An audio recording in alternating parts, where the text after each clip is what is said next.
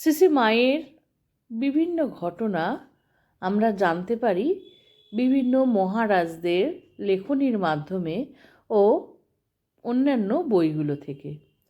মায়ের সেই ঘটনাগুলি আজও আমাদের রোমাঞ্চিত করে। সেরকমই এক রোমাঞ্চকর ঘটনা হলো, শ্রীমার রাস্তার ধারে একদিন বসেছিলেন। বারান্দায় এসে আমাকে আসনখানি পেতে হরিনামের ঝুলিটি এনে দিতে বললেন। তা এনে দিলে বসে জপ করতে লাগলেন। প্রায় সন্ধ্যা হয়ে এসেছে। এমন সময় সামনের মাঠে, যেখানে কুলি মজুর গোছের কতকগুলি লোক স্ত্রী পুত্র নিয়ে বসবাস করত, সেখানে একজন পুরুষ সম্ভবত তার স্ত্রীকে বেদম মার শুরু করলেন। শুরু করে দিলে কিল চর, পরে এমনও হলো লাথি মারলেন।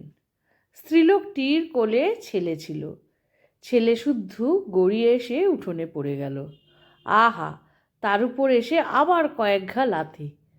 মায়ের জপ করা বন্ধ হয়ে গেল। এ কি আর তিনি সহ্য করতে পারেন? এমন যে অপূর্ব লজ্জাশীলার গলায় স্বরটি পর্যন্ত কেউ কখনো নিচ থেকে শুনতে পেত না, একেবারে রেলিং ধরে দাঁড়িয়ে উঠে তীব্র ভৎসনার স্বরে বললেন, বলি ও মিনসে, বউটাকে একেবারে মেরে ফেলবি নাকি? মোলো যা।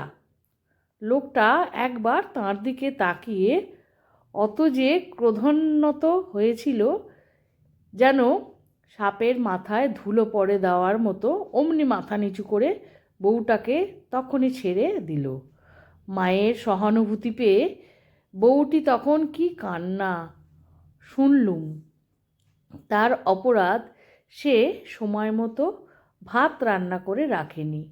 খানিক পরে পুরুষটার রাগ পড়ল এবং অভিমান ও সাধাসিধে পালা শুরু, অর্থাৎ শুরু হলো দেখে আমরাও ঘরে চলে এলুম। এইটি একটি ঘটনা, যেটি মা রুখে দাঁড়ালেন সেই স্ত্রীলোকের অপমান দেখে। এই ঘটনাটির কথা আমরা জানতে পারি সরোজবালা সেন মহাশয়ার লেখনীর মধ্যে দিয়ে। মা আরও একবার প্রমাণ করলেন, যে কোনো অন্যায় হলে মা সেই অন্যায়ের সামনে ঢাল হয়ে দাঁড়াতেন। বিশেষ করে নারী জাতির ওপর করা অন্যায় অত্যাচার মার সহ্য হয়নি। আজকের ছোট্ট ভিডিওটি আশা করি ভালো লেগেছে। ভালো লাগলে সঙ্গে থাকবেন, আর বেশি ভালো লাগলে বন্ধুদের মধ্যে শেয়ার করবেন। শ্রী শ্রী ঠাকুর, মা, স্বামীজি, আমার গুরু মহারাজ এবং অন্যান্য মহারাজদের শ্রীচরণে শত কোটি প্রণাম। মা, তুমি আমাদের সঙ্গেই থেকো আর যে কোনো বিপদ থেকেই রক্ষা করো।